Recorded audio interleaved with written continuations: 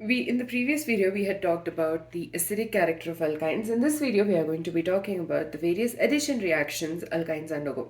So the addition reaction, basically the alkyne react with two molecules of various reagents like hydrogen, dihydrogen, halogen, hydrogen halides, etc.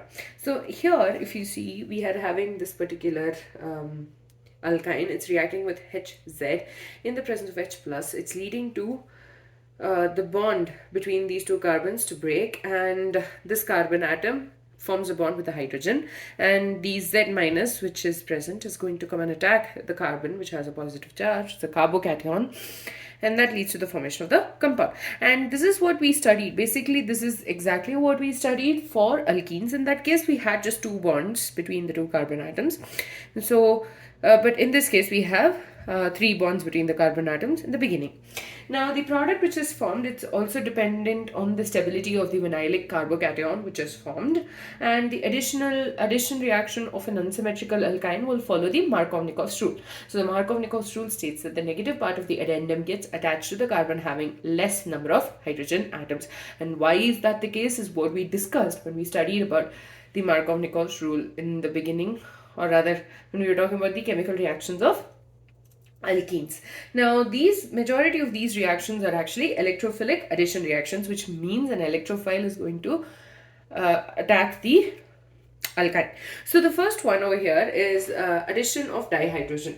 So when addition of dihydrogen takes place, one molecule of dihydrogen leads to the formation of an alkene, and that again is going to give us an alkane. And I think this was one of the preparation methods of alkanes. I think that was the first preparation method. So here you have ethyne,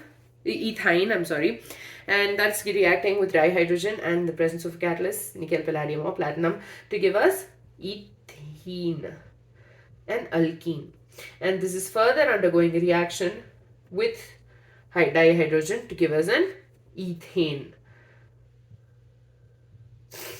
Similarly, in case of propine is reacting with hydrogen in the presence of dihydrogen in the presence of catalyst to give us propene, which is CH3 CH double bond CH2 2 3 4 1 2 3 4, yeah. And this is again reacting with another molecule of dihydrogen for us to get propane. Quite simple, right? Similarly, when we have addition of halogens taking place, an alkyne is reacting with halogen molecule to give us a dihalide, and this dihalide will have a double bond between the two carbon atoms, and tetrahalide will have a triple bond between the two atoms. That's why, tetrahalide will have a single bond between the two atoms, and that is why I wrote alkene and alkane, for you to remember that there is a carbon-carbon double bond here, or rather let me just erase the word alkene and alkane, maybe that might be a little misleading, and I'll just write it as carbon-carbon single bond is present in the product. So here we have propine. Propine is reacting with bromine molecule, and that's going to give us a dihalide. And each of the carbon atoms is going to have one bromine atom attached to it. So CH3 CBr CHBr 1 2 3 4 1 2 3 4. Now this is again going to react with another molecule of bromine for us to get CH3 CBr Br, and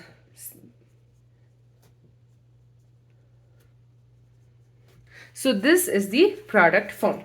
So the product in between is 1,2-dibromopropene, and the last product we get is 1,1,2,2-tetrabromopropanne, because there's no double bonds or triple bonds between the carbon atoms.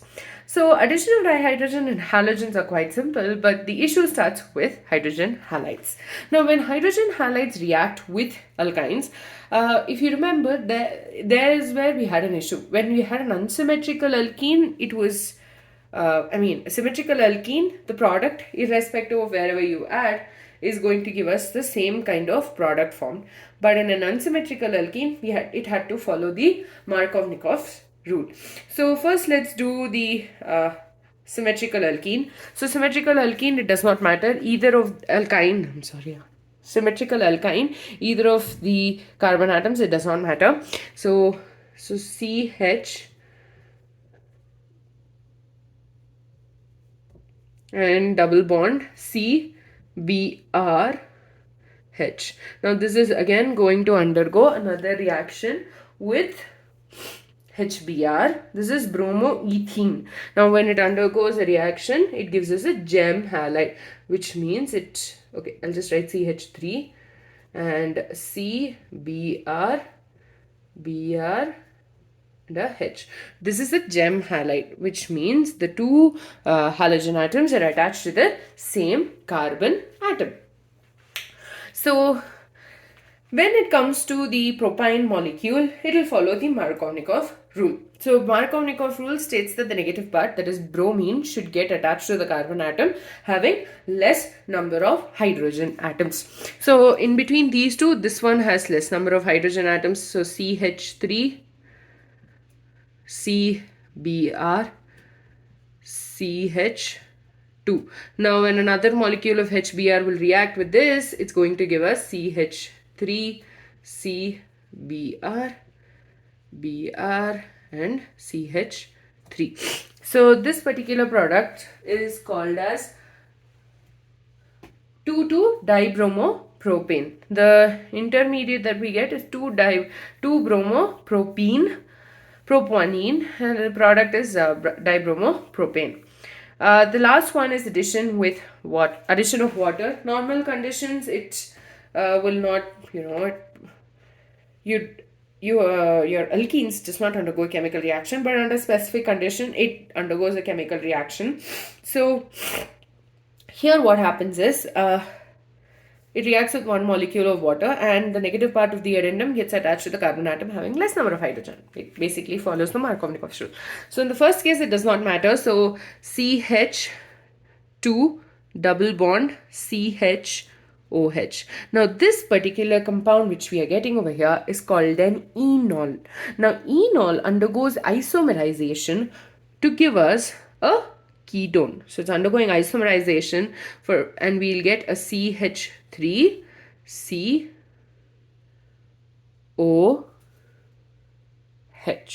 or a carbonyl compound in this case.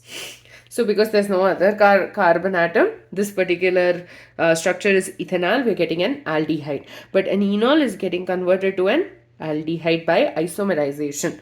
Now another one is propyne. Now the propyne molecule, obviously the second carbon atom is going to have the OH group attached to it.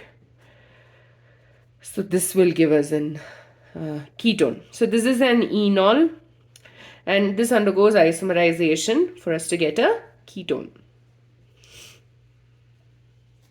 So there's a shift of the double bond from here to here and the hydrogen atom is shifting here for us to get a CH3. So with that, we're done with the chemical addition reactions of alkynes. So let's start with the first one. Addition of dihydrogen. Alkyne reacts with one molecule of dihydrogen to get converted to alkene, that is in the presence of nickel, palladium or platinum as the catalyst. Now this reacts again with another molecule of hydrogen for us to get alkane. The same thing is what is observed for propyne as well. Next is addition of halogens. Alkyne reacts with halogen molecule for us to get a dihalide which has a C double bond C, and this further reacts with another molecule of halogen molecule for us to get tetrahalide, and there is a single bond between the both carbon atoms. Now when we studied about the addition of halogens, we studied that bromine on addition to alkene gave us a test for unsaturation. Same thing is observed here as well. So when bromine reacts with the alkyne, as it reacts, the reddish brown color is lost, and that can be used as a method to identify the presence of unsaturation in the carbon chain. The next is addition of hydrogen halide. This has to follow the Markovnikov rule when we have an unsymmetrical alkyne. So here the first one is ethyne. It's not symmetrical.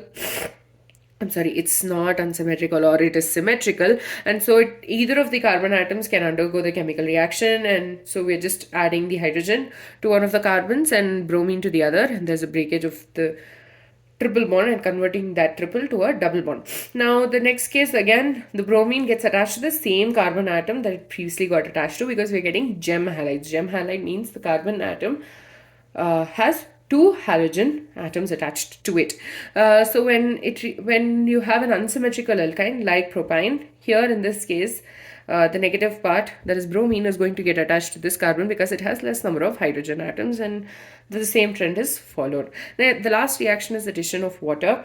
Now when an alkyne reacts with water on warming it with mercuric sulfate and dilute sulfuric acid at 333 Kelvin, we are getting an enol. This enol is going to undergo isomerization to give us an carbonyl compound, because in case of ethyne we got a carbonyl compound that is ethanal, but I think from propyne we will start getting a ketone as the product. So ethyne reacts with water and this in the conditions to give us an enol, because it has a double bond as well as an OH group attached to it. So this will undergo isomerization and give us an aldehydic compound, whereas propyne is undergoing the same reaction. Over here, what is happening is the hydrogen atom is going to shift here and this double bond is going to shift here for us to get a ketone, and that's formed by isomerization reaction. With this, we're done with addition reactions of alkynes. In the next video, we'll be talking about polymerization reaction.